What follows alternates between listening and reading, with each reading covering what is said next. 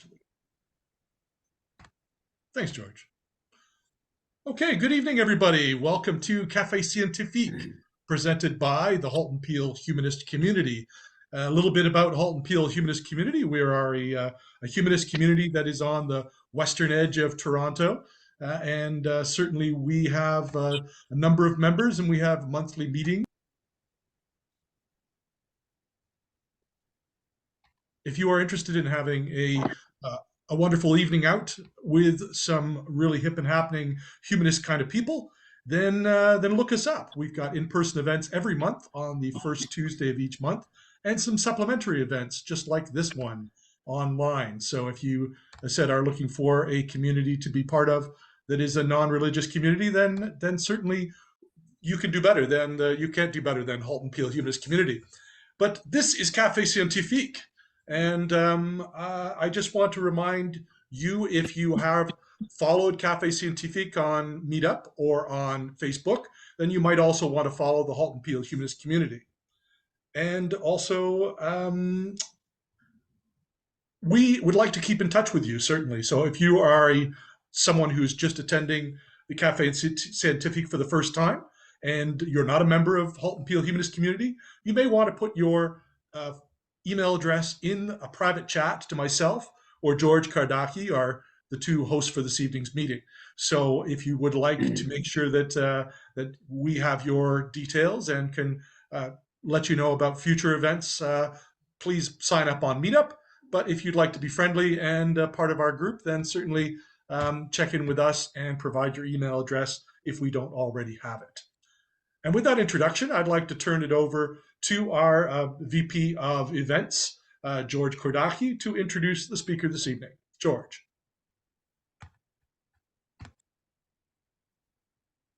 Oh, well, welcome you all. Welcome, coffee and science lovers. Well, isn't that what Café Scientifique is all about? Coffee and science.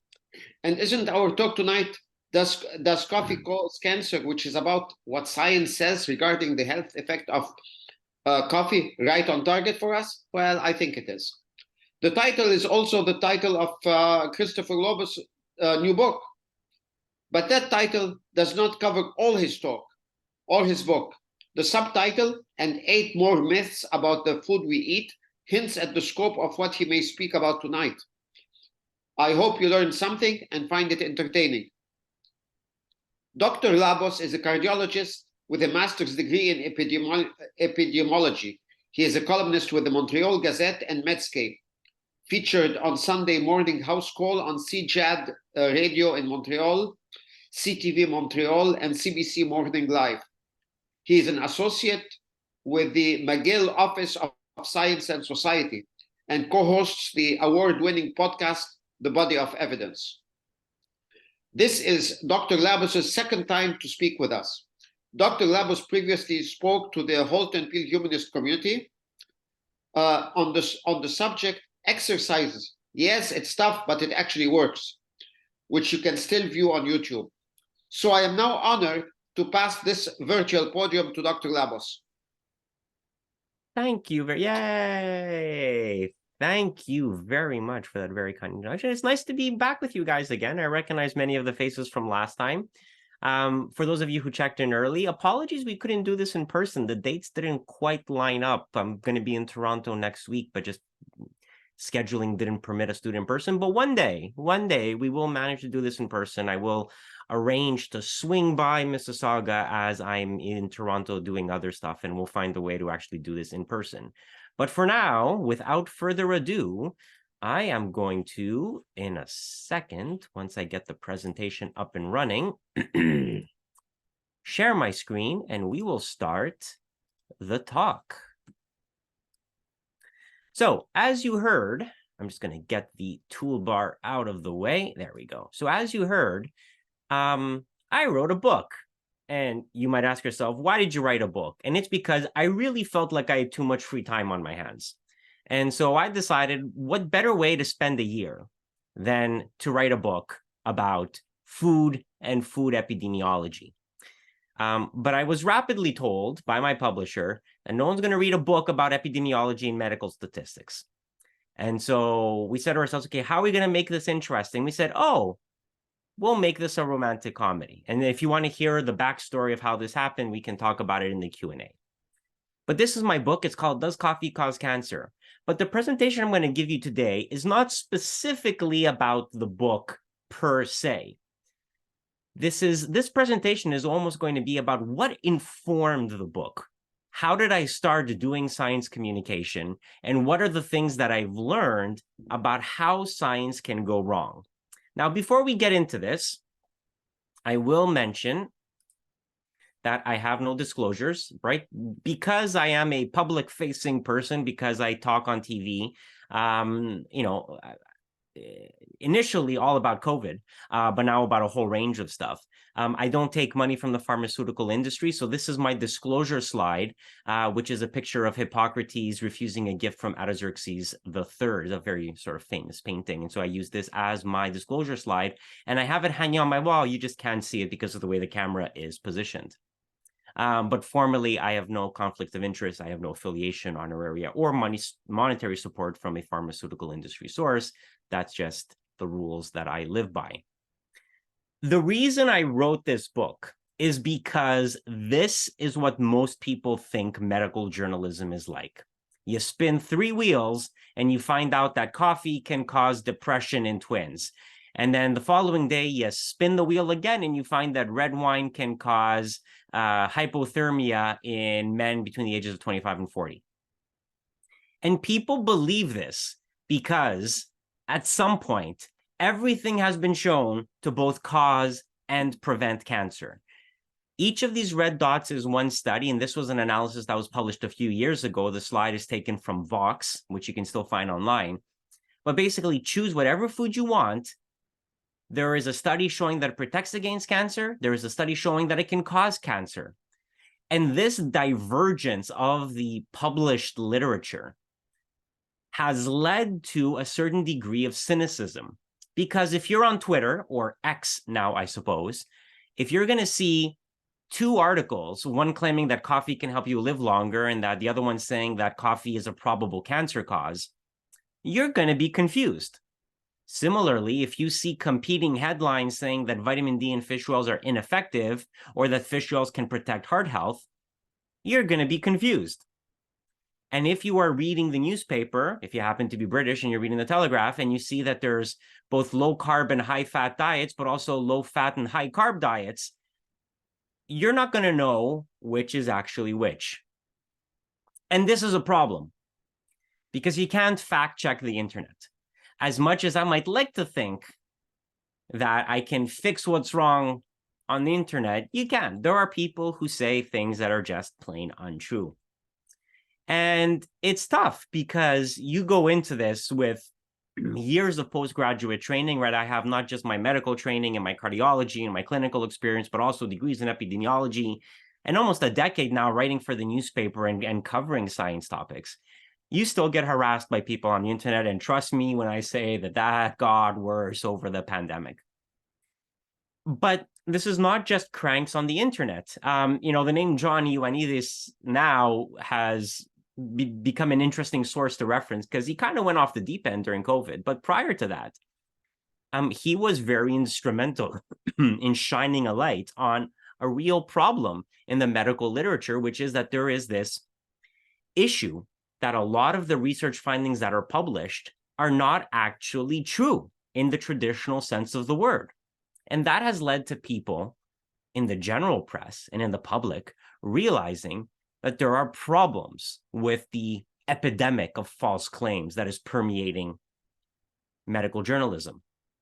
Now, this talk is not going to be about fraud because that is a whole separate and different problem. And medical fraud, research fraud exists.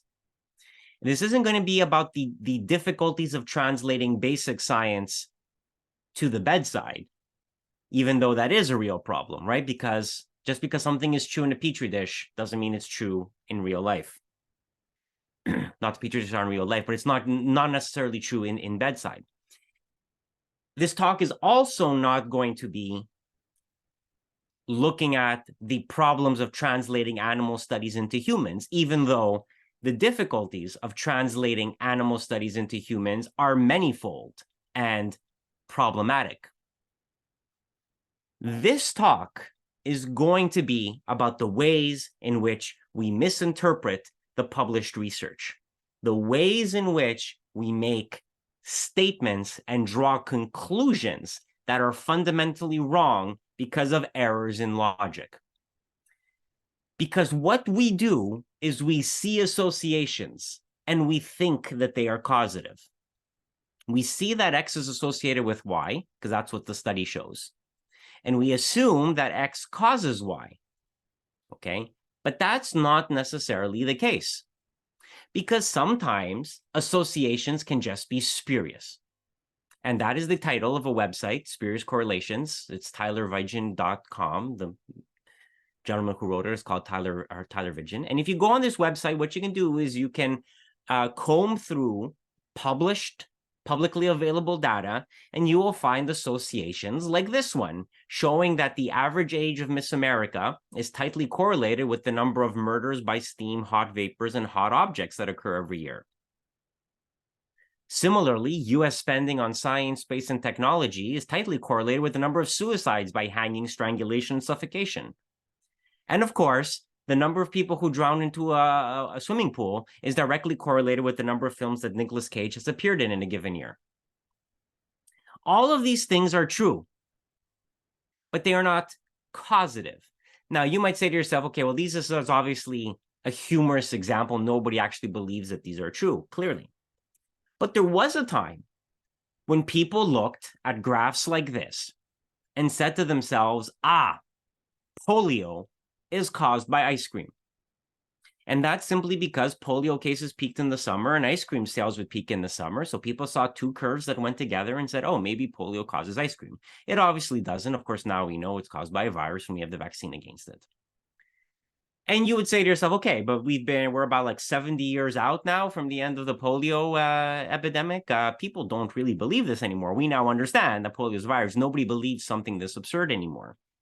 And yet, if you go searching through the internet, you will find people who will generate graphs like this to prove to you that polio is actually caused by pesticide use, and that the decline in polio has nothing to do with the introduction of the vaccine, that the decline in polio occurred because we don't use DDT as much as we used to. So it's important that you understand the problems with these types of associations, because when you see a study or a graph or a presentation telling you that X is associated with Y, you have to remember that there are 5 possible explanations. It could be that X causes Y, but it could also be that Y causes X. It could be that random chance is responsible. It could be that bias is responsible, and we'll go through what bias means statistically, apart from the way it's used in common vernacular. And we're going to talk about the issue of confounding, because you have to be able to identify these possible alternative explanations to differentiate which studies are truly causative and which ones are not. So let's start with reverse causation. Right? You see a study where X is associated with Y, and you assume that X causes Y, but it might also be that Y causes X. Now, sometimes the association is obvious because cause has to precede effect. And it's very clear that smoking causes lung cancer. It's not that lung cancer makes you smoke more, clearly. But even though, funny digression, Ronald Fisher, the guy who invented the p-value, which we use in research, believed this for a very long time. He actually believed that lung cancer made you smoke more, that it was not causative. But a story for another day. Sometimes the cause is obvious, but sometimes it's not. And to highlight the point, let's talk about red wine and heart disease. The number of people who continue to tell me that they think that red wine is good for your heart is fascinating, because it's a lot of people. And their assumption, of course, has largely been influenced by things like 60 Minutes. The idea of the French paradox, if we can really trace it back to a single source, really stems from a 60 Minutes story that aired in 1991 with Morley Safer that introduced North Americans, at least, to the idea of the French paradox, the idea that the French have lower rates of heart disease than North Americans because they drink more red wine. Interestingly, if you go back and watch that video, which you can, they spend almost as much time blaming milk and saying that the reason why North Americans have more heart disease is because they grew up drinking milk. Something that is clearly not true, but it is an odd segment to watch, 30 years after the fact now, because it has not really aged well. To be fair, most science doesn't age well after 30 years. But the idea of red wine being protective really stems from this idea of a U-shaped association. This idea of if you drink 0 alcohol, you're going to have the highest risk. It goes down when you get into the moderate range. And then once you start getting at more than 2 drinks per day or 14 drinks per day, risk starts to go up again, and that's not good. So what's the problem here? The problem here is that most doctors, if you were to ask them, would tell you not to drink alcohol. It is really not good for you. It is loaded with sugar. It increases your blood pressure. It's actually not good for your heart. And one of the things that we universally tell our patients is don't drink alcohol. And it's funny because I was recently on a television program here in Quebec, a French language program, but they wanted to have a debate between 2 cardiologists. And so they had me on to explain that alcohol is not good for you. But they had this cardiologist in Quebec who, if you remember these recent guidelines that came up saying that people should drink, less than 2 drinks per week, he went on all the TV stations saying that no, red wine is good for you. We need to drink more of it. Like really very strongly believed people should drink red wine because it's good for you. So they had him on the show. And then right at the end, they asked me, like, so what do you tell your patients? Like, well, I tell most of my patients not to drink alcohol because they're sick and it raises your blood pressure. So it was a bit of a weird thing how ingrained this idea that alcohol is good for you is ingrained in us emotionally, even if objectively we understand that it's not true. Because you shouldn't drink alcohol if you don't want to. You can if you want to, right? I'm not your mother. I'm not going to tell you what you can and can't do. But the problem is that you shouldn't drink it thinking it's improving your health. It's really not. Because the explanation for red wine's seeming benefit is something called the sick quitter effect, or what is also referred to as protopathic bias. And the reason the sick quitter effect exists is because most people drink some alcohol, okay? Now, very few people drink 0 alcohol. Now, obviously, there are some people who drink 0 for religious reasons or for cultural reasons, and there are people who don't drink alcohol for medical reasons because they have liver disease or they have heart failure, what have you. And there is a difference between former drinkers and never drinkers. Because if you go back to a graph like this and you uncover the strip that I have conveniently hidden, you realize something. The thing that's driving the higher risk amongst 0 drinkers is not the people who never drank alcohol. It's the people who used to drink and then stopped. And you might be asking yourself why. Well, let's think about it for a second. The people who have severe disease, whether it's heart disease or cancer or high blood pressure or diabetes, quit drinking, usually on the advice of their physician. So the sick people quit. So it's not that abstaining from alcohol leads to disease. It's that the people who have diseases tend to abstain from alcohol. It's not that X causes Y, but it's that Y causes X. The sick quitter effect is the sick people ended up quitting. And that's why you see this bump amongst former alcohol drinkers. They were sick to begin with, even before your study actually started. And there are multiple examples of this in the literature. We saw similar things with statins and cataracts where, people prescribed statins seem to have more cataracts, but that was because they were older to begin with and had high cholesterol. So there's multiple examples in the medical literature. Please remember that alcohol is not actually good for you. I actually have a whole 1-hour talk on alcohol, and we can do that one day if we ever see each other again. But remember that alcohol increases the risk of cancer. This has been established in a World Health Organization report. Alcohol causes birth defects. Alcohol makes you fat. That's why we call it beer belly and not celery belly. And the alcohol and antioxidants do nothing. Resveratrol, one of the many antioxidants that has been held up as a cure-all over the years, has been studied, does not really make a difference because you need to drink a lot of alcohol to get enough resveratrol for it to make the difference. So reverse causation happens. But let's assume we didn't completely miss the obvious. So let's assume there is no reverse causation. Could this all be random chance? The second possibility. And the answer is yes. Because people underestimate how much random chance affects medical research. This finding between drownings and Nicolas Cage was just simply due to random chance, right? Obviously, this was just a random association. But this we accept.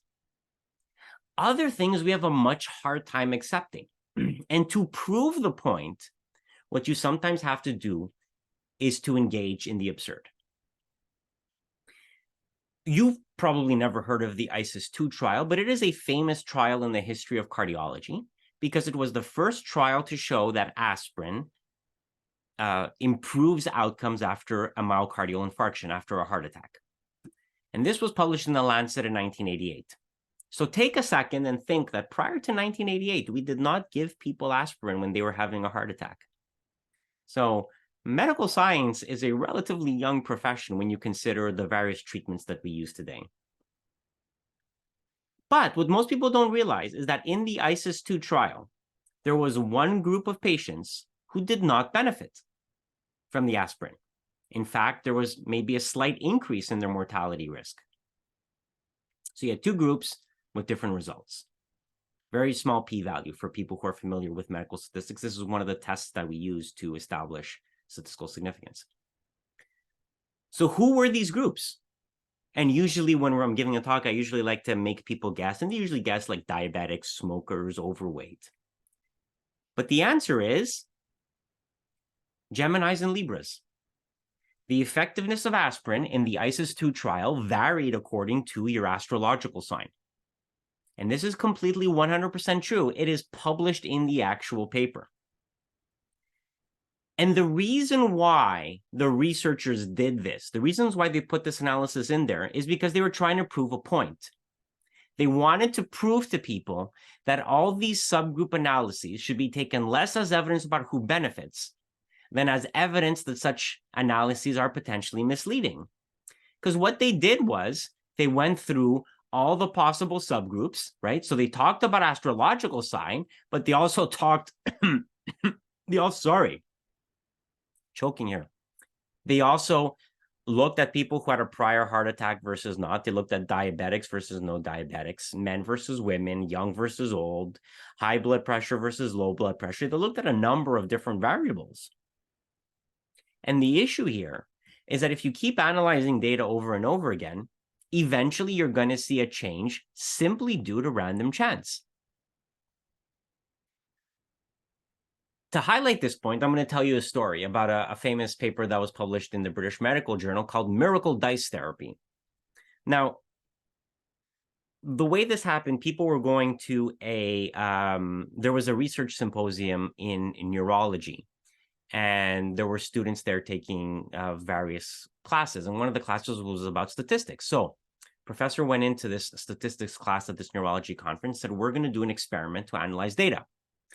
He gave everyone in the class a green, white, and red dice and split them up. And he said, you're going to figure out which of these dice is loaded, because each of these dice is going to represent a potential therapy. And the students are going to roll the dice randomly, okay, in the class to generate data in the same way that a random number generator would probably do it today. And if they rolled a 1, 2, 3, 4, or 5, nothing happened. The patient survived. If they rolled a 6, the patient died from stroke. And the students were told that some dice might be more effective than the others. So they had to figure out which was the loaded dice that was more or less likely to roll a 6. So the students went, generated their data, right? Every student, A, B, C, D, E, F, G, was given a certain dice, was asked to roll, and generated these numbers. And then the students analyzed their data in aggregate, and they found that the red dice increased the risk of death, and the white and the green dice actually decreased it. So the students thought that the red dice were probably loaded to generate more sixes. And that was all well and good. But the professor, counsel, had lied to his students. All the dice were identical. The differences that the students saw were purely due to the play of chance. And what they write in the paper was, I think, one of the funniest lines in medical literature. Some of the participants were convinced their own dice was really loaded. When student A started on the control group, he rolled 1 6, followed by another, and then a third. He said that his room felt eerily quiet as he rolled a 4th 6, because he had never rolled 4 6s in a row in his life. Whoops. And here's the problem, is that chance does not get the credit that it deserves. Because, we acknowledge that chance affects whether we win a Christmas raffle, but we underestimate the effect that chance will have on the results of the clinical trials we read about. Because the students... Oh, somebody has their microphone on. The problem is that when you think about the students here, they were convinced that what they saw was true. They were unwilling to believe that they were rolling 6s simply due to the play of chance. But if you think about it, if you have a room full of 25 people rolling dice repeatedly, the idea that somebody would roll 4 6s in a row is going to happen eventually. In the same way that if you have, enough monkeys on enough typewriters, eventually you get the combined works of William Shakespeare. So we forget that in given enough time and given enough analyses, you will get random, seemingly unlikely results. And the problem with this issue, this blind spot that we have in our thinking, is that it leads to multiple hypothesis testing. Now, I'll try not to bore you with too many statistics, but when we analyze data, we have something called the type 1 error rate. And the type 1 error rate is, simply speaking, the probability that you will claim that a difference exists between two therapies when none exists. So if I'm testing pill A against pill B and they are the same, the type 1 error rate is the probability that I will say that pill A is better than pill B, even if it's not. And by convention, we set that at 5%, which is sort of why we talk about 95% confidence intervals in medical research. It's a bit more nuanced than that, but that's kind of where this comes from. And so if you do one test, the probability that you'll have a false positive is 5%. But if you do 2 tests, the probability that at least one of them will have a false positive is 9.75%. If you do 5 tests, it rises up to just over 20%. If you do 10 tests, it goes up to over 40%. Multiple hypothesis testing says that the more tests you do, the more likely you are to generate a false positive. And I explained this in more detail in a post that's quite a few years old now, unfortunately. It's kind of shocking to see. But this was something that I published on Science-Based Medicine at the time, looking at cell phones and cancer.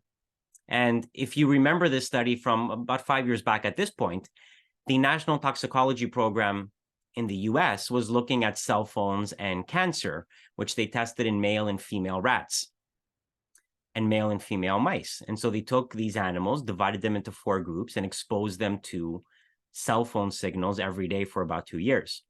And they found a cancer signal in male rats, not in female rats.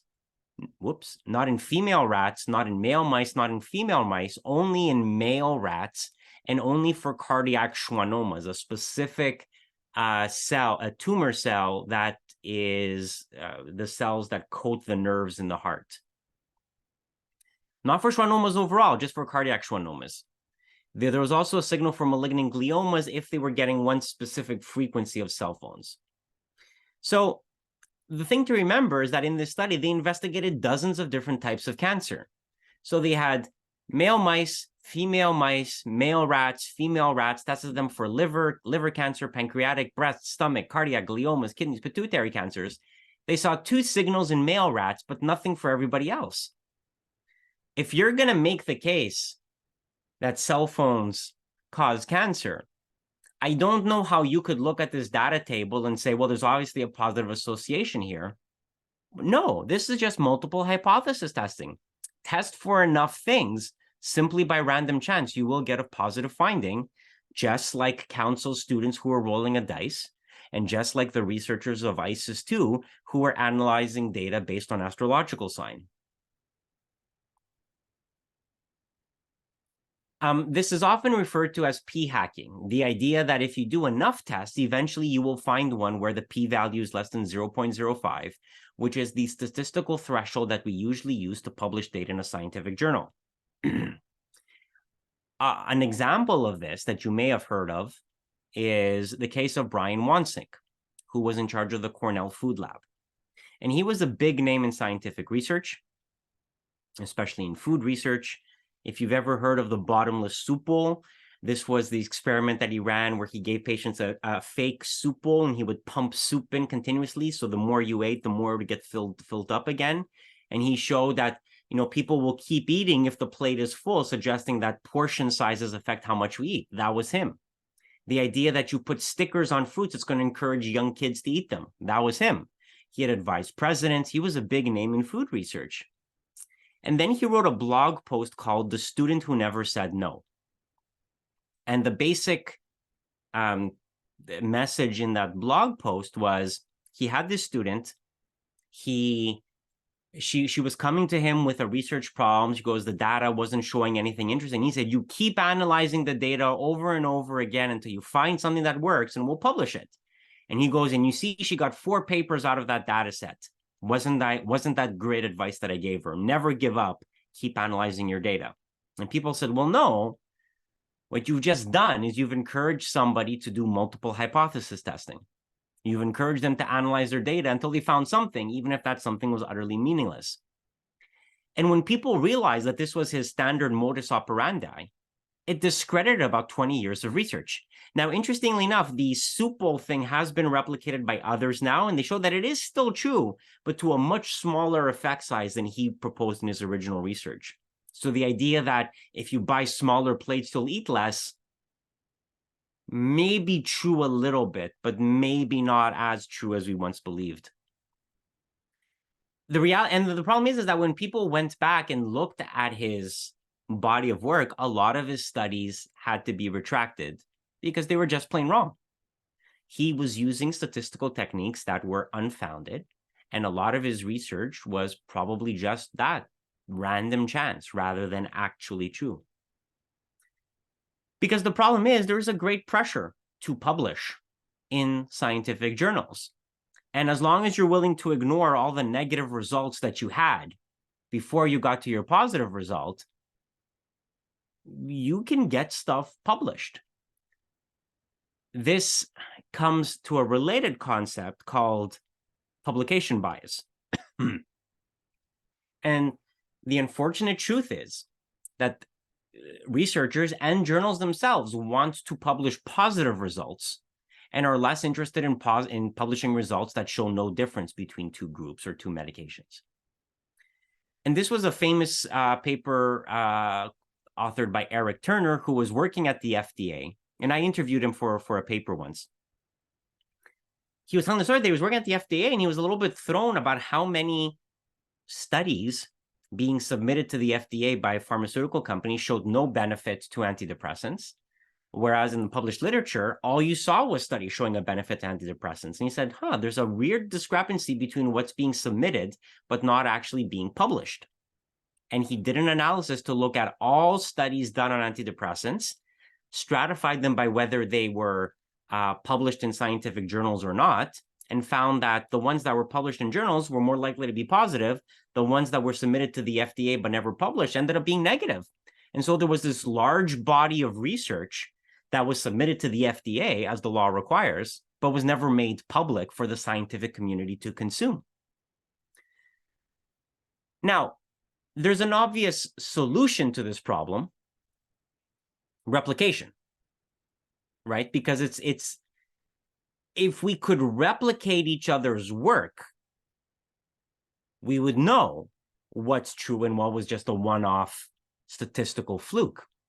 The problem is most studies are not actually replicated. Less than half are ever truly replicated if you look back at the major publications in any given year. And that's problematic because, science, like magic, it's easy to do something once. It's hard to do it a second time.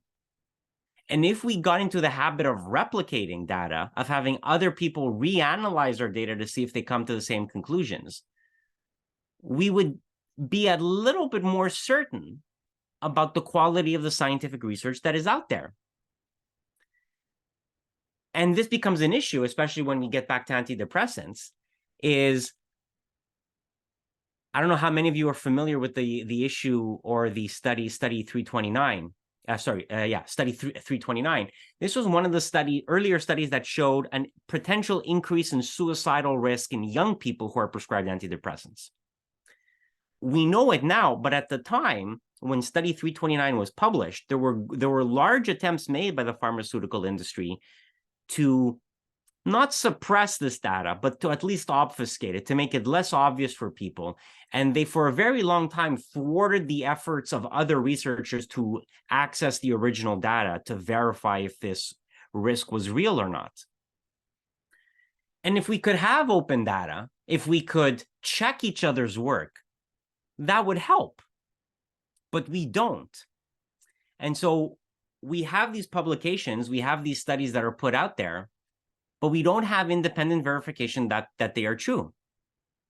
And people are afraid to admit that they were wrong, but there's nothing wrong with being wrong, right? It's what's supposed to happen. Everybody says science is a self-correcting mechanism. Oh, we'll correct ourselves. We're like, yeah, but we actually have to correct ourselves. We have to remove from the public space the studies that are not true. And we rarely retract studies. Retracting studies is seen as shameful, which it shouldn't be. Because when you do it right, and when you do what Francis Arnold did, who is a Nobel laureate, by the way, said, look, this earlier work, we've not been able to reproduce it later. It must have been a fluke. It happens. She retracted that earlier work and did so to a lot of laudits from the scientific community, because that's how it should be. It's just that few people have the courage to actually do it. And the whole infrastructure and mechanisms of science does not actually allow for it. Because the idea that your study could just be wrong doesn't really, it doesn't seem intuitive to people. If you were to ask somebody, how likely is it that your study is going to find the same results if you replicate it? Most people usually say something around 95% because that's what a 95% confidence interval is in research.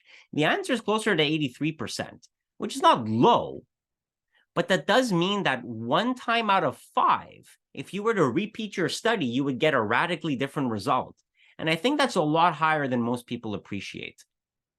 So that's the importance of replication, which has become common in genetics, but is not common in most other fields of medical research. So just by random chance, you can get these very different results depending on when you do a study. And that's assuming that there's no bias and no confounding. But there's always bias and confounding. So let's talk about what these words mean. Bias means something very specific in the medical literature. There are actually 74 different types of bias. Loosely speaking, we're not going to go through all 74 types of bias, don't worry. But loosely speaking, there are 2 types of bias: selection bias and information bias. Selection bias is error in how we select patients.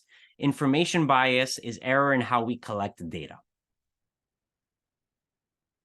And to explain selection bias to you, I'm going to use as an example this study, which I actually do cover in the book. It's called Coffee and Cancer of the Pancreas. It was published by Brian McMahon in 1981 in the New England Journal of Medicine. And it suggested that coffee could increase the risk of pancreatic cancer by at least 3-fold, which is a fairly concerning statistic. Now, the question becomes, why did they think this? Well, what they did was, They went to the local area hospitals and found all the patients with pancreatic cancer. And they looked around the hospital for patients who were there but didn't have pancreatic cancer. And they gave them questionnaires and asked them about what they ate and what they drank. They were actually more interested in looking at things like cigarettes and alcohol, but they asked them about everything. And when they analyzed their data, what they found was that, the people who were there for pancreatic cancer drank more coffee than the people who were there for other reasons. And they said, oh, maybe coffee has something to do with pancreatic cancer. But if you think about it for a second, the people who were in hospital had to be there for a reason. The controls were more likely to have peptic ulcer disease.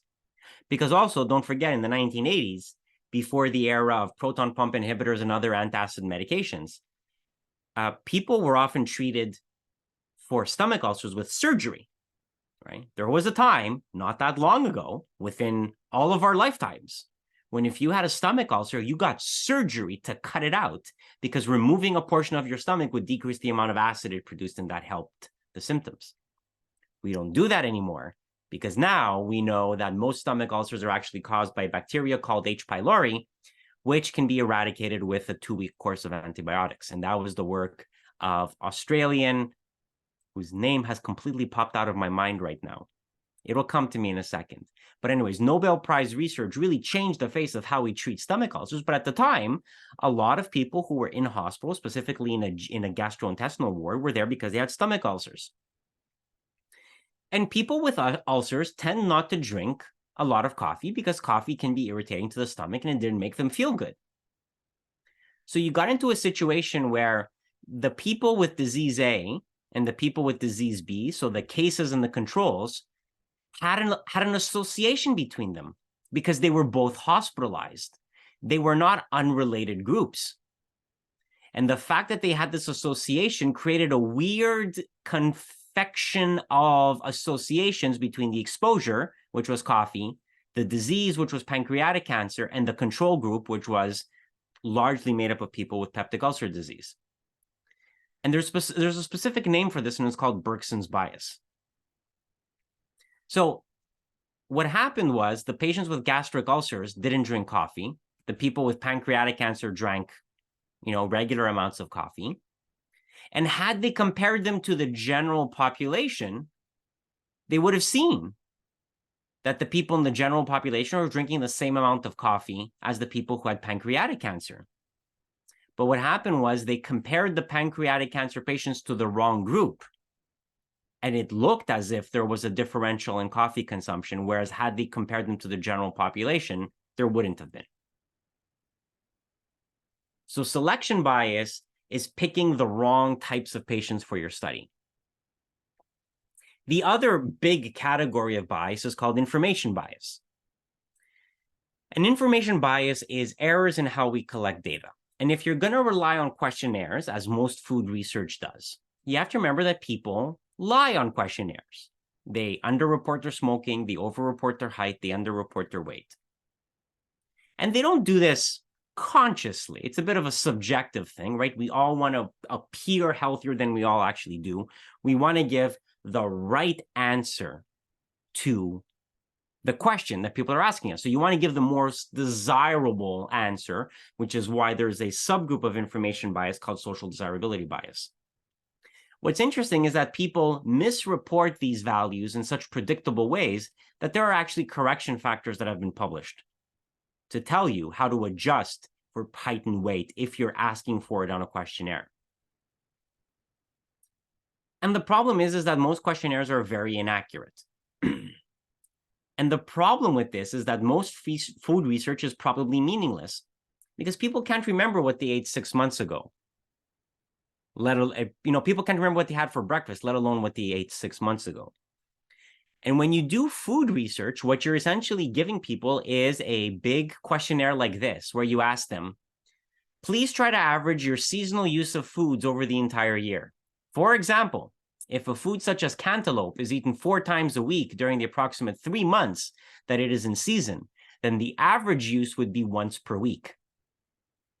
So you have to sit down and do some very complicated math to figure out how much cantaloupe you're eating. And you have to do that repeatedly for every food on the list. And these questionnaires take you about like an hour or so to fill out, because there's like dozens of pages to go through and many different food groups. And you have to ask yourself, are people actually sitting down and doing this systematically and objectively? Or are they guessing? Right? How many people are just going through this and saying, I eat that maybe like once or twice per week and choosing that option? The big problem with food questionnaires, which permeates through most of food research, is that you're relying on people to report their own intake. And that is by definition a little bit subjective and a little bit inaccurate. Which is why you get studies like this, showing such a wide variability in published outcomes, even for something as simple as, does milk cause cancer? It doesn't, by the way. But you can see why studies can sometimes demonstrate these like wildly different results. Let me give you one other example with regard to chocolate, because everybody likes chocolate. Every Valentine's Day, there will invariably be stories about chocolate being good for your brain or good for your heart or what have you. And people will say, it's like, but what about dark chocolate? Because it has more antioxidants, because there's less milk in it. And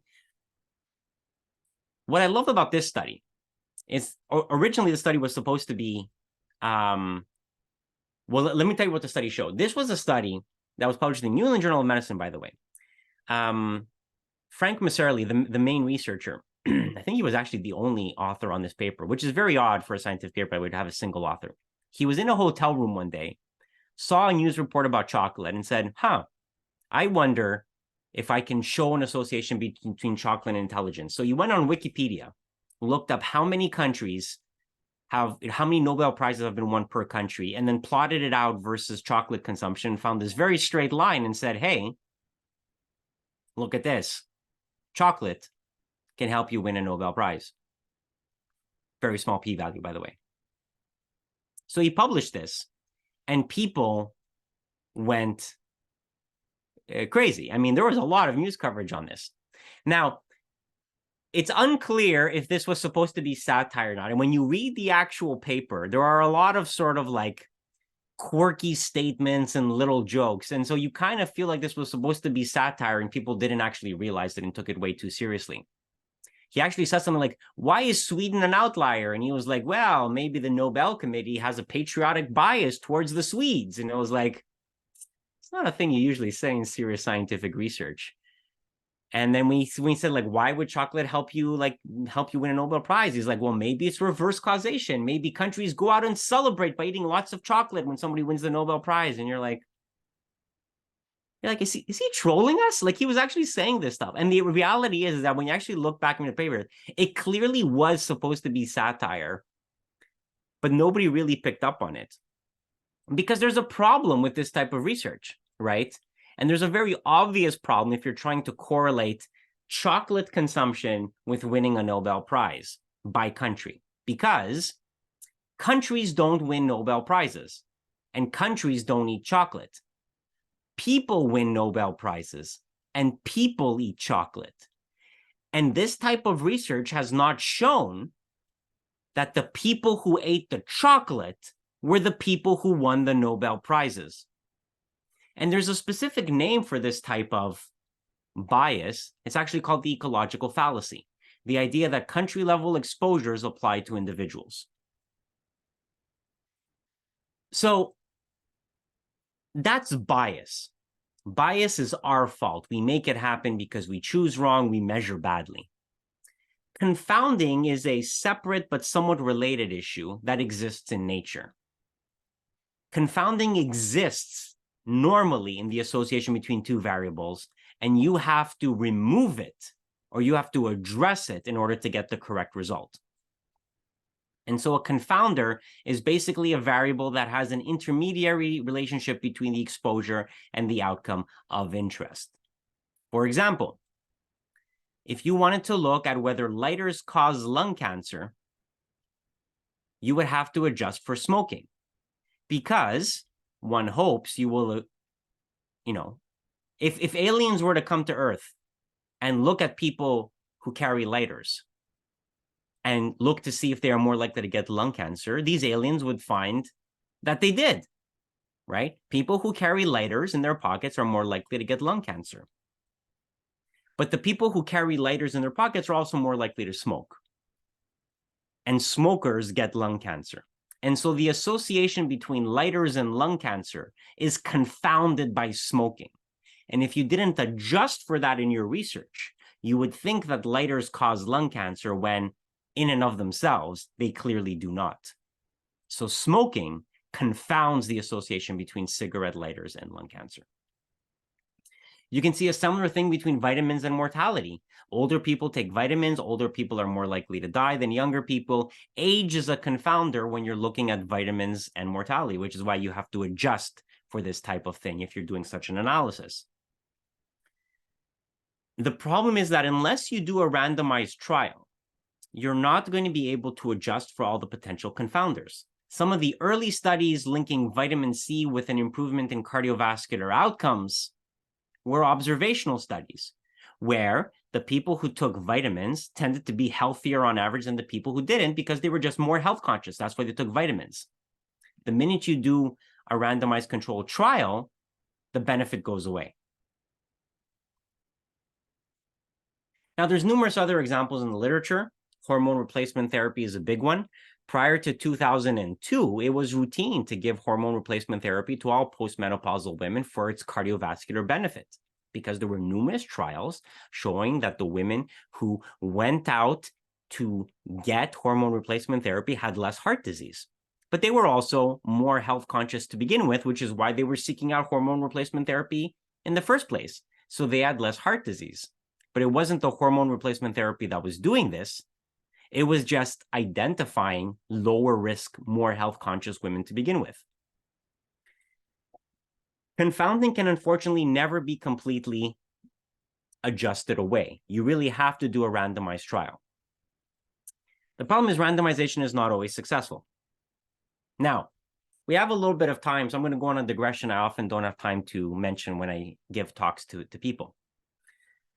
This was a study in Australia that was looking at a new type, at the time, a new way to do appendectomies, using a laparoscopic approach versus an open appendectomy. And what they said was, well, they're going to do this study in the hospital and look to see if there were different outcomes based on the two surgeries. So there were two types of surgeries, a standard surgery and the new laparoscopic technique. But the newer surgery required the staff surgeons to come in at night to do the operation, whereas the older technique could be done by the residents without the staff attending surgeon having to come in. And the older surgeons would sometimes give the residents a hard time if they had to come in to perform the newer technique. So the residents who were on call overnight at the hospital implemented a workaround. What they did was they would hold the envelopes containing the allocation assignments of the study up to the light to see if it was the new surgery, the new surgical technique, or the old surgical technique. And if they saw that it was the new surgical technique, they would put the envelope back in the box and pick another one. And so they did this to not have to deal with the older colleagues that would sometimes give them a hard time.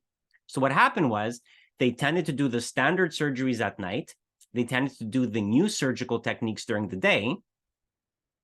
But if you think about it, why are you doing a surgery in the middle of the night? Probably because the patient's pretty sick and can't wait until morning. So the more stable patients who could wait until morning were more likely to get the newer surgery, whereas the sicker patients got the standard surgery. So because the residents were able to hold the envelope up to the light, they were breaking the randomization of the clinical trial and created a false observation about how effective the surgery was. And to this day now, if you're going to use envelopes for randomization assignments, they have to be opaque envelopes. Although to be fair, now more and more of the stuff is being done electronically on computers. But interesting to remember a little bit of our history so we don't keep repeating these types of mistakes.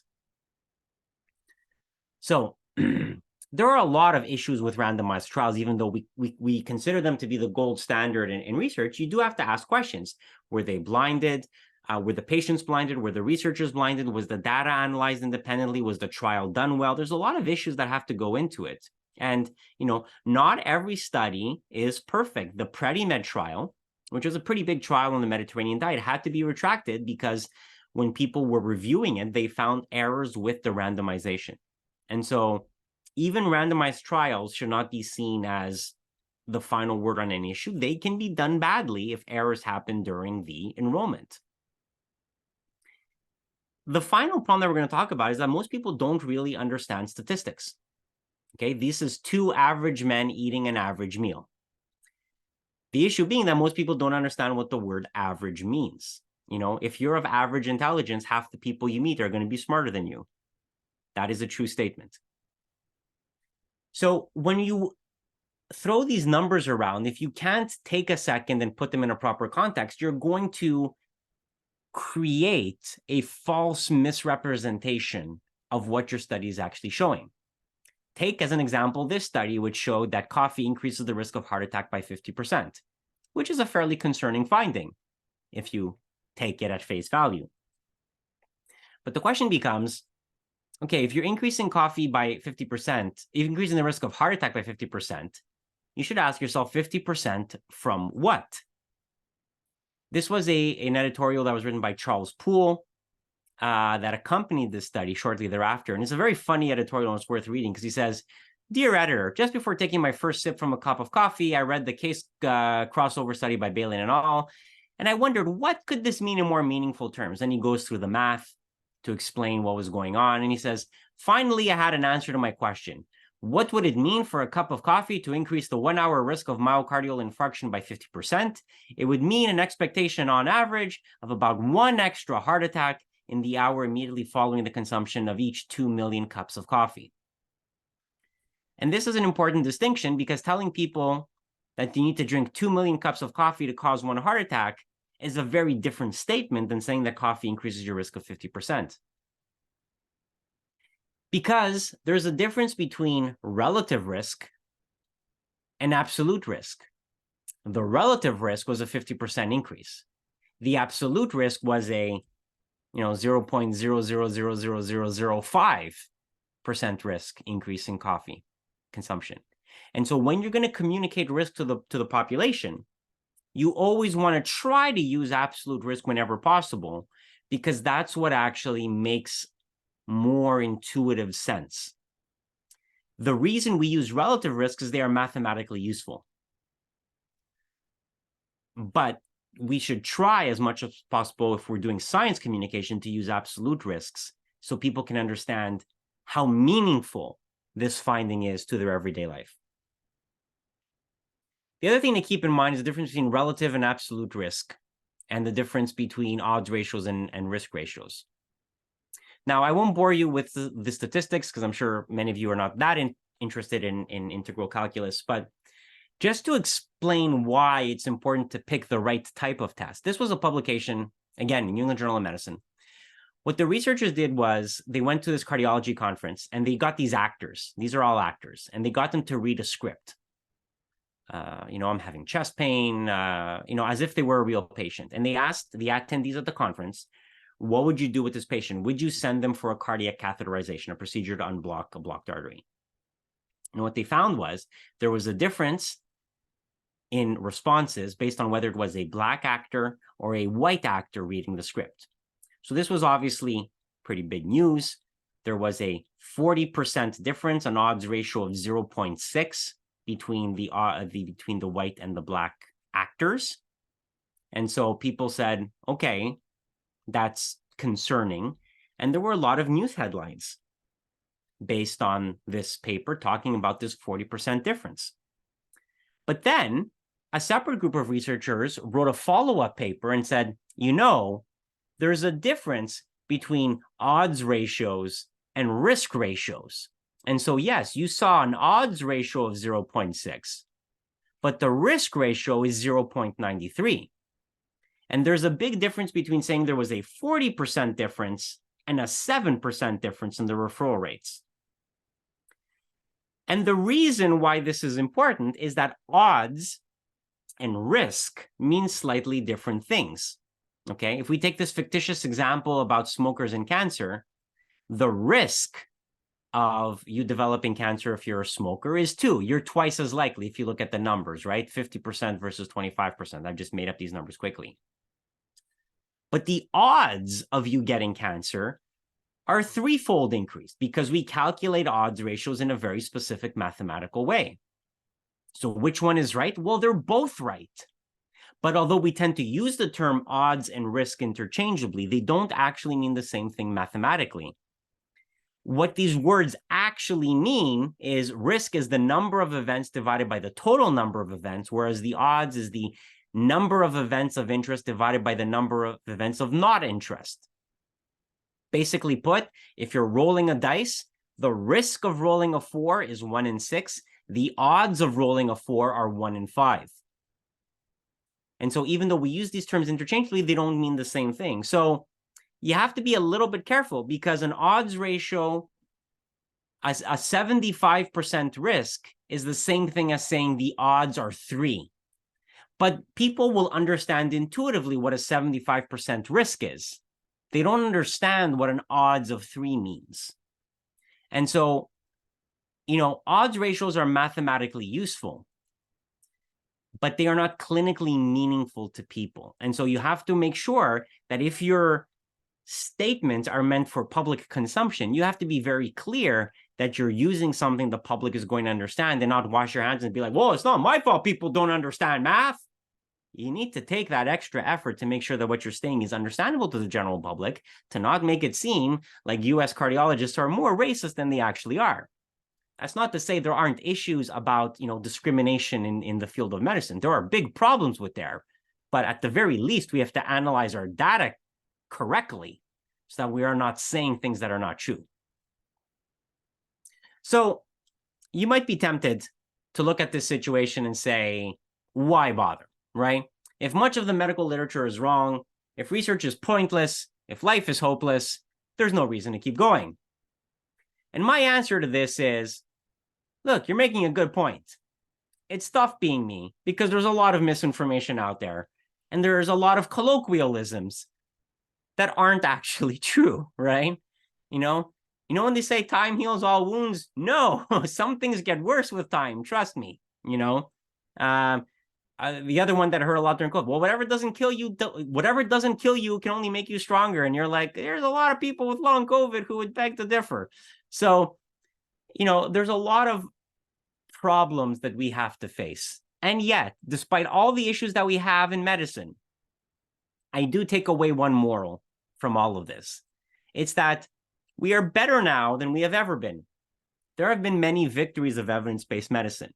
We no longer use class 1 antiarrhythmics after heart attacks, which is the reason why most of you have never heard of these things, but we were killing a lot of people by giving them antiarrhythmics after a heart attack when there was really no reason to do so. We no longer routinely give women hormone replacement therapy. We don't use COX-2 inhibitors like Vioxx anymore because it was eventually determined to be harmful, even though that took longer than it probably should have. We passed anti-smoking laws by proving the association between smoking and lung cancer. And life expectancy keeps going up, notwithstanding a current dip because of COVID, which is actually happening in the US, and that's really concerning.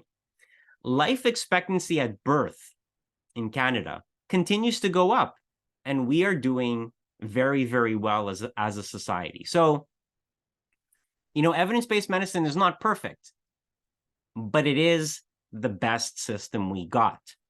And trying to explain that to people is, why I, tried to write this book. And so I tried to take all these ideas about food and food research and why all these food myths exist, and I tried to put them into a narrative, into a fictional story to explain a lot of these concepts. Because not everybody's going to be willing to read a book to understand what the issues about multiple hypothesis testing are. But if you put it as part of a story, at least you can explain it to people in a slightly more amusing way and take them along for a ride and maybe teach something along the way. And that is what I do, right? I have a podcast with my friend Jonathan called The Body of Evidence. It is the only medical comedy podcast featuring a teddy bear.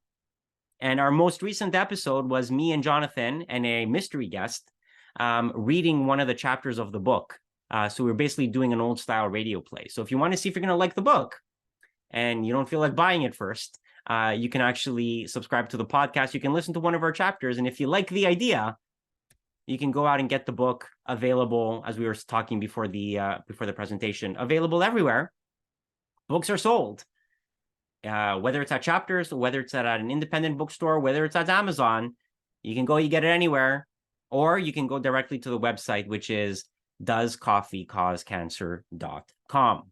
So I did promise to speak for 3 hours, but I was told many people might be unwilling to sit still for 3 hours. And I've tried to keep myself to the standard 1 hour thing, but we have plenty of time. I have nowhere to go. People want to hang out.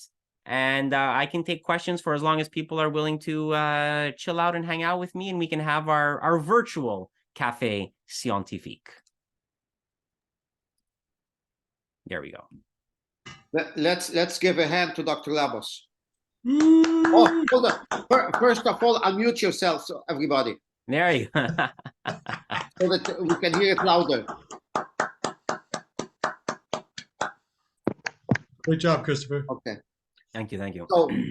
So how will we handle this? Everybody who's been on the Zoom knows that the way to do that is to raise their hand. There is a hand at the bottom under React, I believe. Correct me if I'm wrong, Richard. And I'll take them in order as they appear. And when it's your turn, you'll unmute yourself and you'll ask your question, and Dr. Labos will answer them. So the first one is Elka.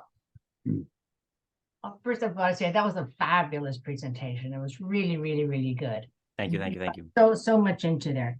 There was one thing that I have trouble figuring out. I tried to look it up and I still can't understand it clearly. So perhaps you can do an explanation, do a protopathic bias for dummies briefly, because I couldn't follow that.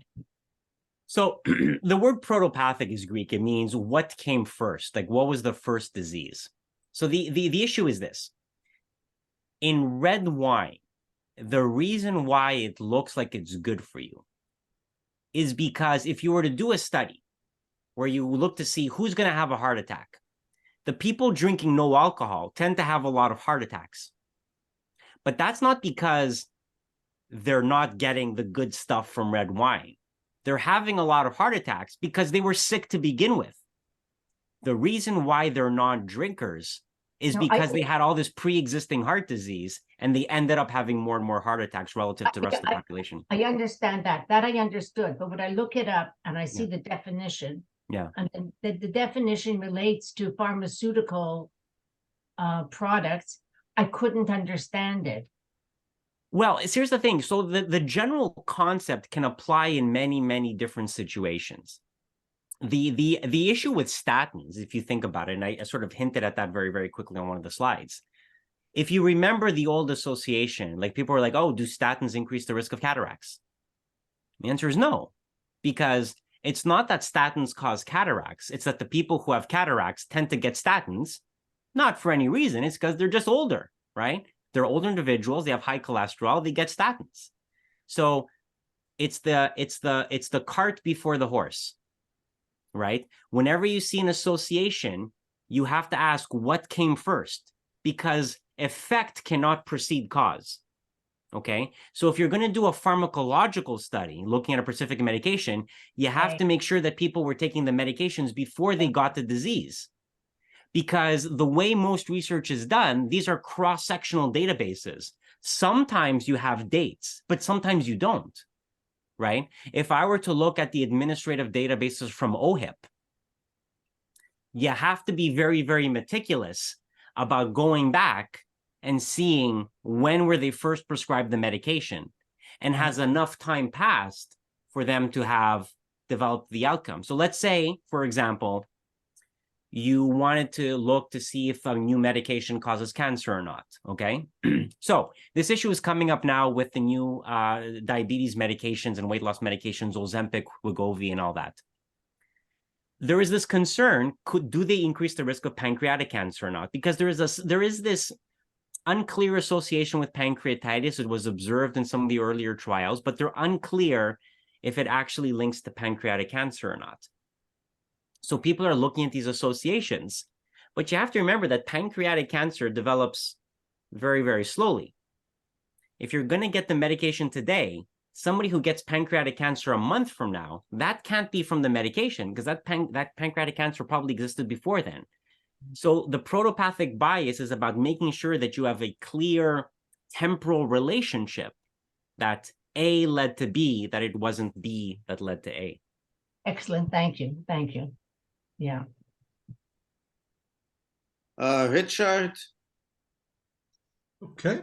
Thanks, Christopher. Thank you very much for your presentation. I must say that I was very eager to hear this presentation today. The former presentation on exercise kind of changed my life a little bit in the fact that I started exercising quite strongly then, and I haven't stopped since that point. So that was a real, your presentation was very compelling, and it had a great effect on me. And I was hoping that you could fix my eating habits in this presentation here, considering I haven't done anything about that. So we'll see if those things can take in this moment. But the question I would have actually is about a discussion I had with a good friend of mine. I was talking about vitamin C as a possible kind of a spurious thing that, you know, how Linus Pauling, a double Nobel Prize winner, could be Mr. Vitamin C and be wrong about that. Maybe he's wrong about other things. And he said, no. Vitamin C has been shown to be still, and he was right. It's the number one catch-all and cure-all. So what is the data on vitamin C and its effects on health? So chapter 1 of the book is about vitamin C, actually. So if you want to get the nitty gritty, you can actually go get the book, chapter 1. So there's a lot of stuff said about vitamin C. There's some very fringe stuff. There was actually just a publication last week about whether vitamin C could treat COVID. And it's like, no. I mean, and there was a lot of that during the pandemic. Can giving people vitamin C treat COVID? No. And that's been studied, doesn't work. Where you have a lot of the marketing for vitamin C is as a cold treatment, right? All these cold effects. Actually, I can't remember if cold effects specifically with vitamin C, but like emergency, like all these products that are vitamin C based. And they're like, it helps treat the cold. And you're like, well, no, it doesn't. If you look at what the scientific evidence says, and I'm going to spoil the first chapter of the book for you now, but basically, the first chapter of the book, if you actually go to the Cochrane collaboration report on vitamin C, people who advocate for it will make the claims like, oh, if you take vitamin C will prevent will prevent the common cold if you're like doing a lot of physical exertion. That's the argument what people will make. And you're like, okay, where does that come from? If you go back to the Cochrane collaboration report, most of the studies for vitamin C are negative. It does not prevent the common cold, okay? So first question, if you get sick and you take vitamin C, will you get better faster? The answer is no. That's been clear, okay? If you take vitamin C every day of your life, are you less likely to get sick? The answer, again, is no. If you take vitamin C every day of your life, when you do get sick, the study suggests that your symptom duration will be shortened by about 6 hours to 8 hours. So you'll get about half a day of symptomatic relief over a 5-day cold, okay? You're talking about limiting symptom duration by about 8%, which to me seems like such a trivial thing that could just be the play of chance. What people have really doubled down on is that if you look at the studies that were done in a high stress environment, there was a protective benefit to vitamin C. So if you took vitamin C every day, in these studies, you showed a benefit. And now the question becomes, what do we mean by a high stress environment? It's basically based in 3 patient populations. And I guarantee you, actually, if anybody wants to guess what these 3 patient populations are, we'll let people guess because it's really kind of funny. Anybody want to take a guess about who these 3 patient populations are? People who are already sick? No. This was a prophylactic thing. They took a group of people, gave half of them vitamin C and said, oh, they were less likely to get a cold over the 2-week or 4-week study period.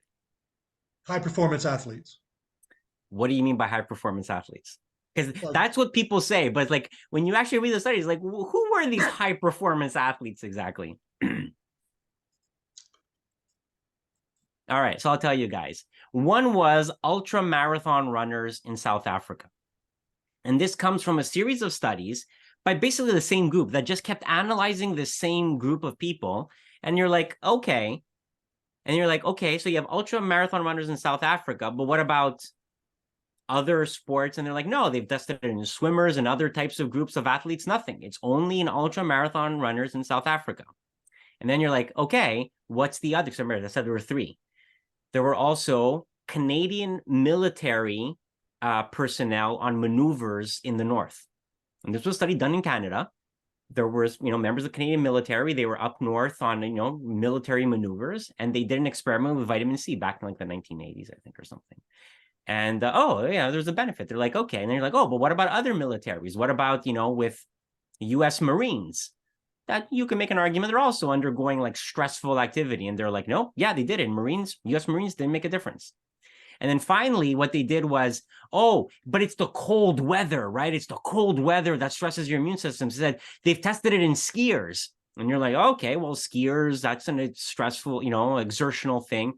And it turns out like, no, yeah, it was skiers, but it was kids attending a ski school in the Swiss Alps, which, to me sounds like a vacation more than an actual stressful, like exertional experience. So what the point of that book chapter was to show people how you can slice up the data to make anything seem possible, right? And it ties in with the example of the ISIS-2 study in aspirin. You have an overall negative study, but then you slice it up and you find astrological sign. You have an overall negative database for vitamin C, but if you like restrict yourself to a very, very small subgroup, you can find just enough people to make it seem like, oh, because we live in a cold environment, and if you're an active person, you should take vitamin C. You're like, well, no, because on average it doesn't. But it baffles me to what degree people are so wedded to the idea of vitamin C being good for you that they will grasp onto anything. And the problem with the aspirin and astrological sign is that it's so absurd that it's clearly multiple hypothesis testing. But the idea with vitamin C is that it's just believable enough that we're willing to believe it, even though mathematically they are the same concept and should be disregarded in the same way. So all that to say, no, vitamin C, there's really no benefit to it. I mean, if you really want to eat an orange, but you don't have to go out and buy vitamin C tablets. I'll definitely get the book. Yeah. Okay. The next thing is I have Cameron says that he cannot unmute. I'll try again. And if not, I'm going to read his comment that he wrote down. I can see it. I can read it if you want. I'll spare you the inconvenience. So Cameron's question is basically, how effective do you think, modern techniques like study pre-registration are at addressing some of these shortcomings? So for people who don't know what pre-registration is, it's the idea that before you do your study, you have to register it in advance. And this is pretty standard now for randomized trials, at least, not so much for observational research. But the idea is you say in advance what you're going to do. The problem with this is that there's really no enforcement. And there are multiple examples of what's, put on clinicaltrials.gov, which is where the study protocols are listed, to what's actually published. Many authors deviate from their study protocols. And unless somebody goes back and checks, it's not apparent. And most journals don't always do that. So the idea that we are going to hold people to account in terms of decide what you're going to do ahead of time so you can't do these ad hoc analyses, it's all well and good, but there's no enforcement. And of course, you publish your main study result, and then 6 months later, you're like, and now we're doing a secondary analysis, and we publish a different paper. So you haven't actually stopped people from doing this. You're just separating them out. Where I think you actually would make a bigger change is something called registered reports, which is a little bit different. And this is, you get your study accepted to be published in a journal in advance of you doing it. So what you do is you write up the paper, you leave the results section blank, and you put in your introduction, your method section, and then that's what you submit to the journal, and the journal accepts or rejects it, and then they publish the results, whatever they are. And what's fascinating is that when you speak to the general public, that's how they think science works, right? They think that, oh, it's like, what do you mean? The journal is judging you based on what the results were? Like, a journal would be like, oh, so you didn't? So, because here's the problem. If we were going to do it, if you and I, all of us got together and funded a study about vitamin C and cancer and showed that vitamin C did not prevent cancer, no journal would publish it because they would be like, who cares? This is not new information.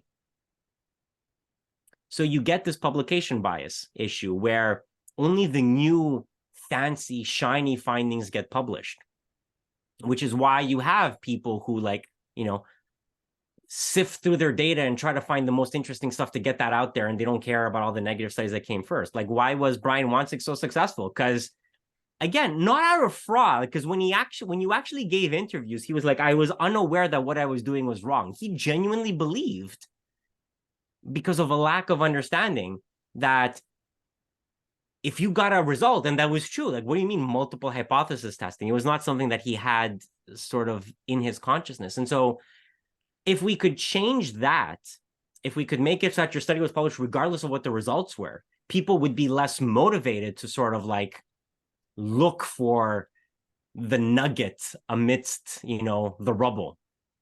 And the other thing that we have to change, frankly, is change how academic medicine promotes people, because now you're rewarded for the number of publications you have rather than their quality. So people just churn out paper after paper after paper, and they're like, he has 80 publications. Nobody checks to see if they are good or not. There's a researcher in the US called Brian Nosek who's done a lot of work in sociology and psychology, and also about replication. And I've spoken with him a few times. A very nice guy, very interesting. And he tells the story when he gives a talk about when he was up for promotion to, you know, get tenure. And he was told by the admissions committee, print out all your research papers. And he was like, all of them? And they were like, yeah. He's like, what are you going to do, weigh them? You're not going to read like my 80 publications over the course of a 20-year career. Like, what's the matter with you? If you had told me, pick your 3 best papers, print those out and give them to us so we could see what you've done, that would be meaningful, right? You'd be judging somebody on the quality of their work. But right now, we have a mechanism in academic medicine that just sort of rewards people for like, you're busy, good job. And you're like, but no, but what about the person who's more thoughtful? What about the person like Francis Arnold, who does something, sees that it doesn't work, and goes back and corrects the results and is, you know, honest and has integrity? There is no real way to reward people like that. And a lot of these people get frustrated and leave and do their own thing, and, you know, don't want to be part of the rat race. So there's a real issue in scientific research right now that has to kind of be fixed, because right now there is very much a push of like just publish, don't think about it too much, go, go, go. When you make it, then the system will change. But then you create a system where it's like, well, I've succeeded within the system, why would I change it? It's sort of like, why are we never going to have electoral reform? Because the minute somebody wins using the current system, why would they change it? It just worked in their favor, right? So okay. Angie had raised her hand, but then lowered it. Does she have any question, Angie? I wore her down with my long answers. Well, I just want to comment some of my thoughts. I mean, I think I'm glad to have the impression that you have a realistic point of view about scientific research, because I think the society sometimes can have an optimism bias where we just want to see the golden egg in any case of scenarios. So I'm glad to see that you seem to approach more of a realistic view that, you know, science can be wrong, and it should be questioned or proven before being taken for granted. And the other thing that I was wondering, and the one that you just mentioned also, I was wondering if the meritocracy system that we have in the society is what promoting this rat race of publishing scientific results. I mean, you know, the faster you publish a result, the more merit you have in the society, the more knowledge or the more recognition you will get. And so it kind of like you mentioned before, I mean, you know, rather than double checking your research and redo it, you know, it'll take more time to do that. So we'll just have to publish the result. We already done our research, and this is the result, and we'll get the acknowledgement from the society.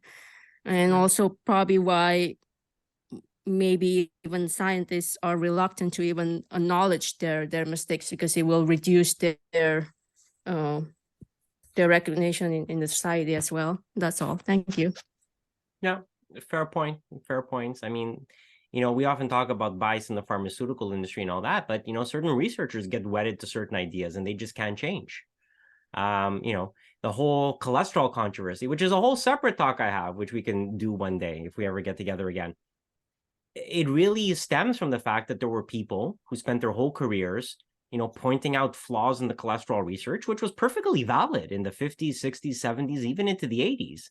But then once you get into the 90s and the 2000s, where you had better medications that were actually really good at lowering cholesterol, and we saw these real reductions in cardiovascular disease, they just couldn't change their minds. They were anti-cholesterol people through and through, and it became part of their core.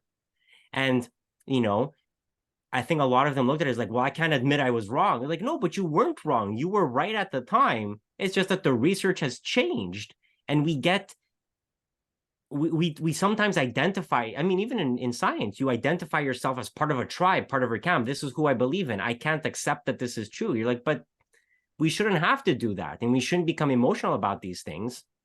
But it's because, you know, the more people try to sort of enhance their own research far beyond what the data actually suggests, then you have people who try to like smack it down more than is really deserved, and you get this like weird, you know, you on the one hand have these people who are like very, very pro, you know, non-scientific ideas, and you have, you know, elements of, you know, pseudoscience that are promoting things that don't work. But then you almost have this other branch of these contrarians. And, you know, there are people, many of them physicians, many of them scientists, who were sort of like, you know, cholesterol contrarians and other things. And you were sort of like, okay, they're kind of weird, but whatever.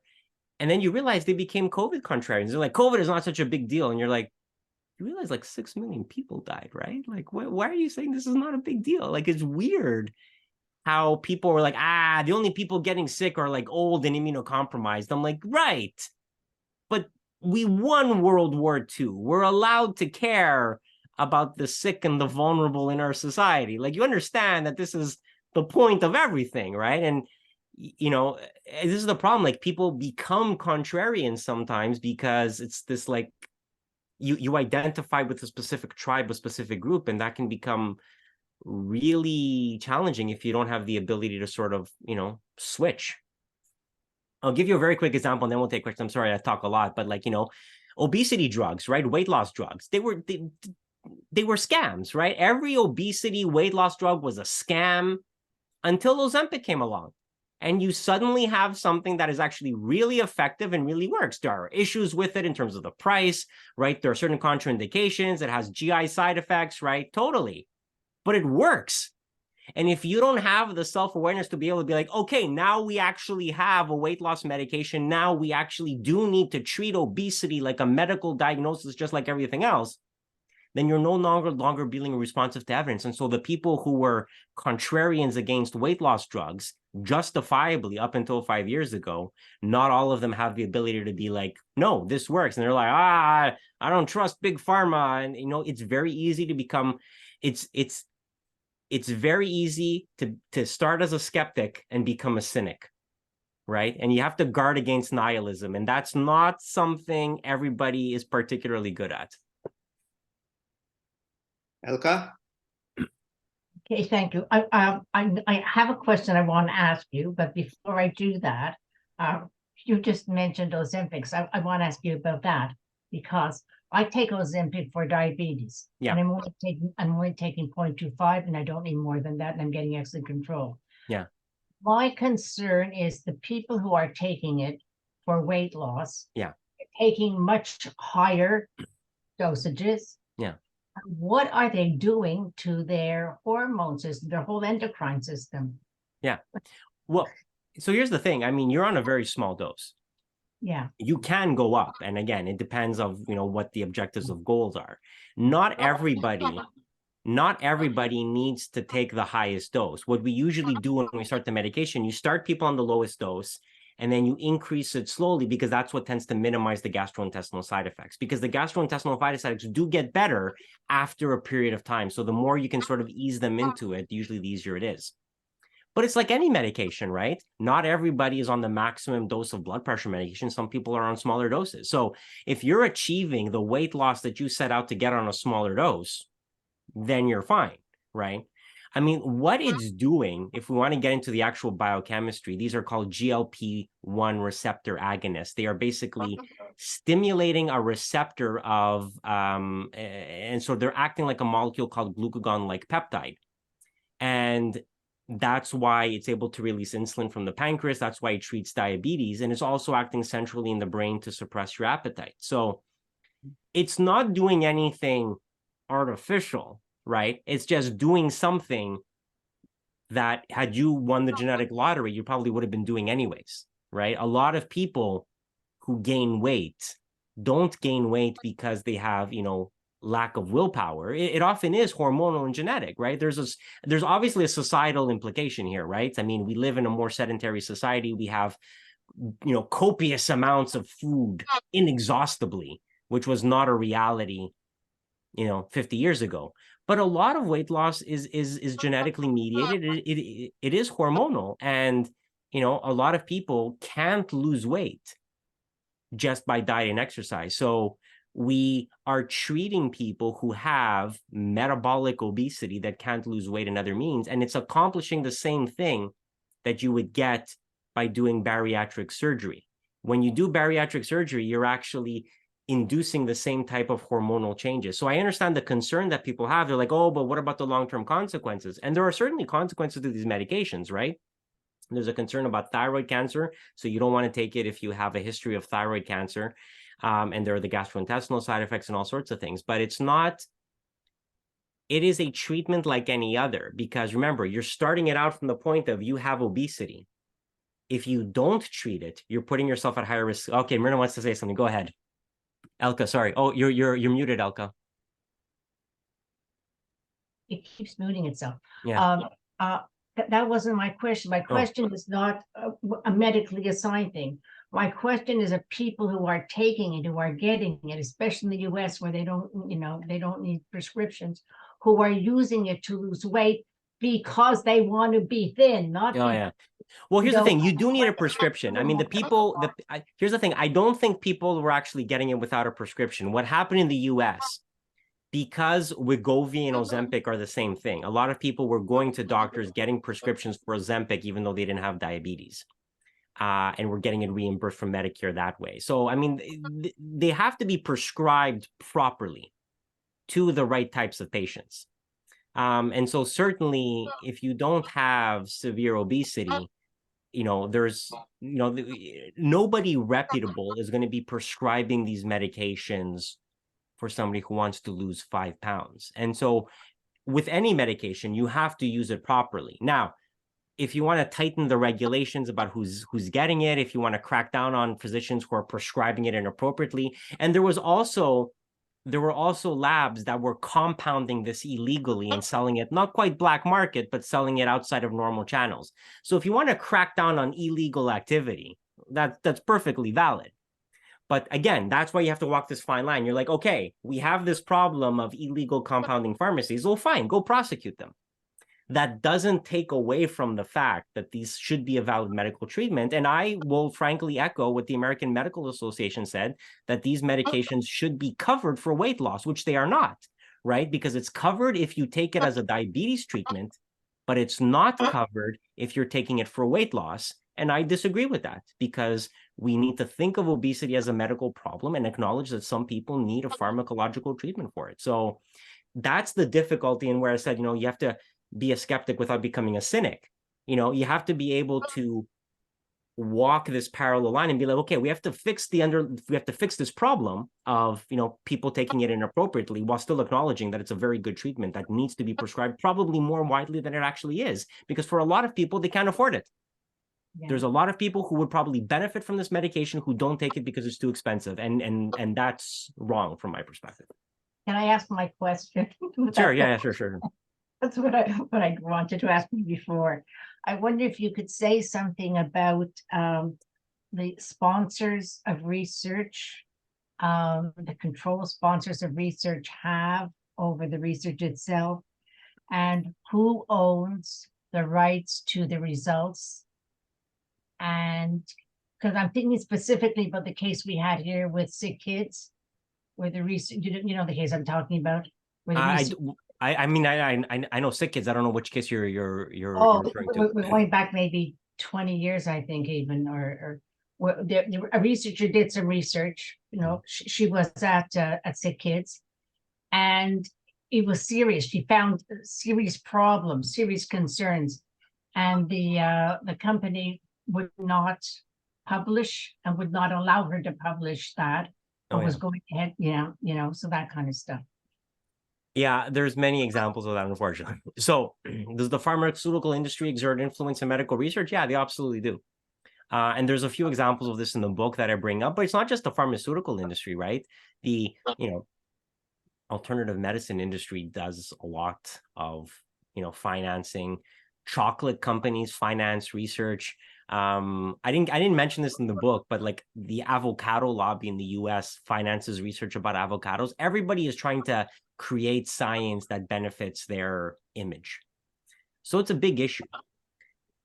If you want to be sophisticated in judging how much of this is having an impact, look at what role the pharmaceutical or the sponsor had. Because if all they did was gave the money and they did nothing else, that's not as bad. Where it's problematic is where the sponsor funds the study, collects the data, analyzes the data, and then gives the authors of the paper the results in like a Word file. Which begs the question to me, you're claiming to be the author of a paper. What exactly did you do? Because somebody just gave you a Word file and you like wrote it up. And of course, in the bad old days, the pharmaceutical industry would sometimes like write the first draft of the paper, which is not allowed anymore. So at least that doesn't really happen theoretically. But it's a big problem where pharmaceutical industries collect the data, own the data, and then analyze it. And you're like, well, no. And again, look, we have a problem because research costs money. People don't work for free. And if the government's not going to fund it, which, would require higher taxes, which nobody wants to pay, you're going to have to get the money from somewhere. And, again, you can make an argument that, well, if these pharmaceutical companies are going to profit from the sale of medications, well, maybe they should pay for the research. Like, there's nothing inherently wrong with that, right? It's just that they shouldn't have control over the data. And that's where the real antagonism is. And frankly, you're not going to be able to change that unless you get legislation.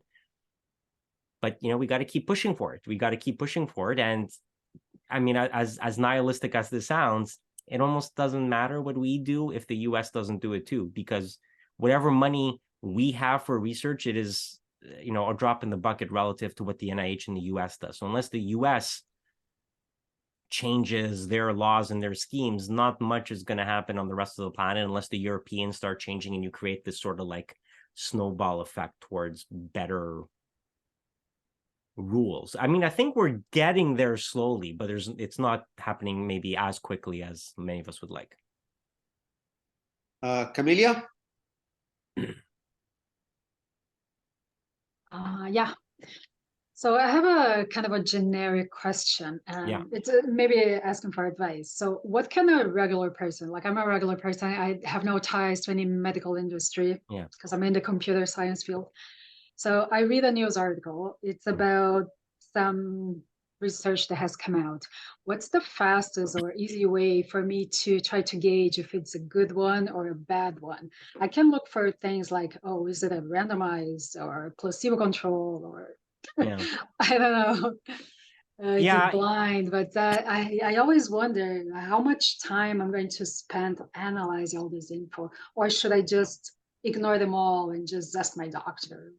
Yeah, I mean, the last one is probably the correct course of action, to be honest with you, because a lot of these a lot of these headlines are just like not true, and there's a subtlety to it. Now, you say ask your doctor, that presumes you have a family doctor, which a lot of people do not have anymore, and you'd be like, doctor, like I have this on this, like, I'd like to ask you a question about avocados. And I was like, get the Do you understand how busy I am? We don't have time for a 1-hour conversation now. So it's a problem because ideally you wouldn't want to discuss it with the doctor. It's just that your doctor, if you have one, probably doesn't have the time because they're like, I'm trying to treat people who have like COPD and I'm trying to keep them out of a hospital. Your philosophical discussion about the nature of peanut butter is not the most important thing I'm going to do today, which is a problem because that's why a lot of people in the alternative healthcare field do so well. They're like, yeah, I'll give you an hour of my time. Give me $400. You'll chat your ear off.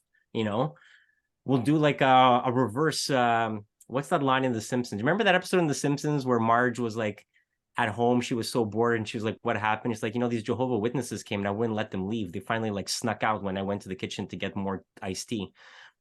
This is the thing, like, why do people love going to naturopaths and acupuncturists and chiropractors and all these sorts of things?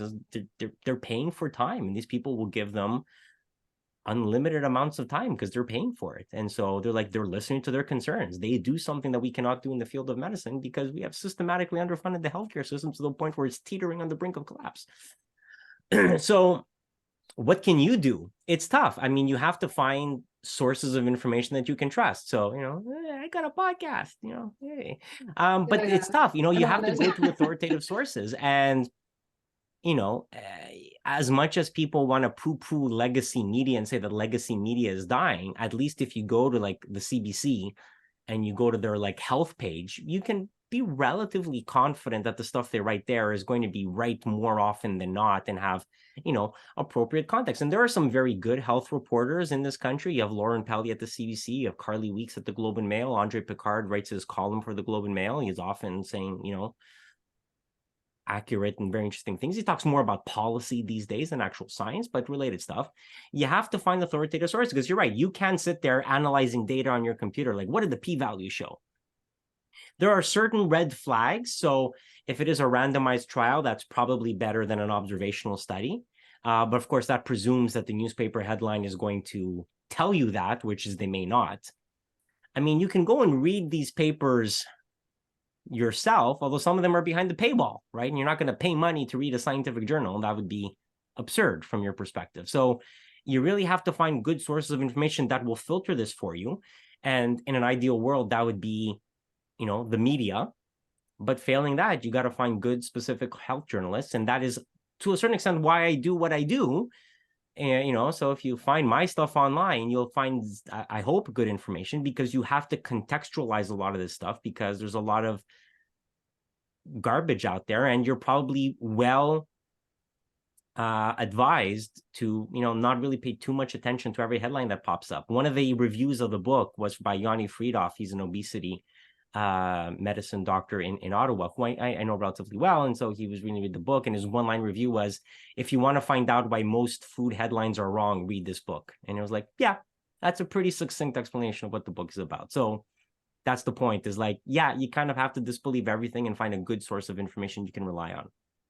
Not necessarily me, but I'd be happy if it was me. You can find me on the internet. Thank you. There is a comment from Angie, if you want to read it, Christopher. Oh, yeah. Marion Nestle exposes inaccurate food research due to corporate fundings. Yeah. So Marion, actually, her name is Marion Nestle, I think. Actually, like Nestle tea. She has a newsletter that gets sent out every day at 11 a.m. That's a good source of information, too. You have to be willing to read your emails. I get so many emails that I just end up mass deleting a lot of them. But yeah, that's a good resource. There's a few, there are good people out there. It's just that you have to be able to judge the good from the bad. And even that can be a bit of a problem because there are some people out there who say, silly, like there was remember a book from a few years ago called The Big Fat Surprise about why we should eat more fat and more butter and more bacon. And yeah, good. It was not a great book. Or there's a lot of books about, sugar is the cause of everything. And what I loved about the introduction to the book is like, if this were a court case prosecuting sugar, this would be the evidence this would be the case of the prosecution. And you're like, okay, but doesn't that imply that there's a case for the defense? And why are you only giving one side of the argument? And it was like, I thought that was weird. But there was no, the book was an unapologetic one-sided argument. And you're like, cool, not really a source I would trust, because why aren't you acknowledging the ambivalence, because if there is ambivalence, the great example for this is salt, which is one of the chapters of the book. People have been arguing and debating salt for so long. I mean, it's gotten stupid. Like, and I won't say much about this, but if you want to read the books, it's a bit of a funny story. But the controversy about salt amongst academics got so bad and people got so heated, they actually had this summit with like 6 people to decide how are they going to resolve this issue. And their final conclusion was, we're going to do an experiment on prisoners to see if salt is bad for you or not. And they were like, do you think maybe we shouldn't experiment on prisoners given the historical context and the historical connotations of that? And it's absurd sometimes how things unravel. So you have to be a little bit careful about people who are very, very hyper-focused on a single issue, because there are a few of them out there and some of them are very popular and they write very interesting diet books. My favorite game, though, sometimes go to a bookstore, look at all the diet books and try to see when the same person has written different diet books over the years that give slightly different advice. That's always fun. Or sometimes they have ghostwriters, right? We don't call them ghostwriters anymore, but it's like Dr. So-and-so, PhD, not a real doctor. And then it's with and another name. So basically, it's a collaboration between 2 people, somebody who has the credibility of a name and somebody who actually wrote the book. And so that with, what we used to call a ghostwriter, is now a co-author, and you see them on multiple books by different authors, again, giving different advice. And that's always a little bit funny. Okay, I don't see any more hands, but I have a question or maybe 2. Typically in last year and now when you do a COVID vaccine, you get an email, not just with basically the certificate that you've been vaccinated, but ask you to join a study. Right. And basically I got one last year, I answered, I never heard anything back from them. And then this year I got also another one I did not respond. Do you have any thoughts about these studies that are simply sent to everybody who gets a vaccine? I mean, they serve a purpose. They're basically surveys. Okay, they're basically surveys. There's nothing inherently wrong with them.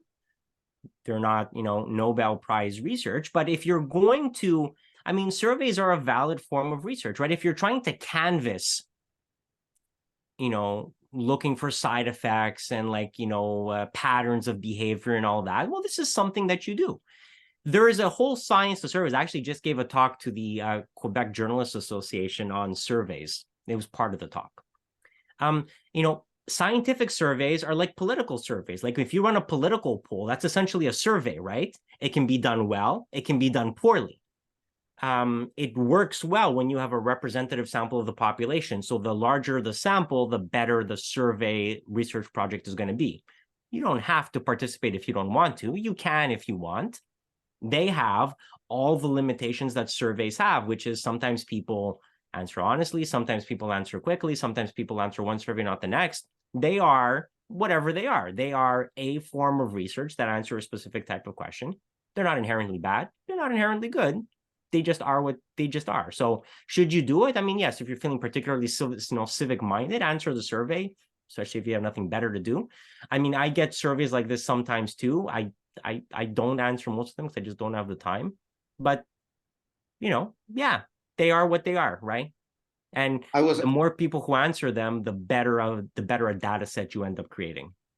Yeah, I was thinking along a different line that basically people who answer are a self-selected group. Either they want to say that their experience was very good or that their experience was very bad. So I wonder whether by relying on self-selection, you end up with a bias one way or the other.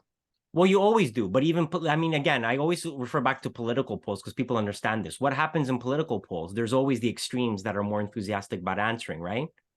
And that's why if you look at a political poll, there's always a certain segment of the population that prefers not to answer or that didn't answer. And then how you allocate those depends on what the final results are. So when you get into really sophisticated statistics of this type of stuff, it becomes how do you allocate the missing?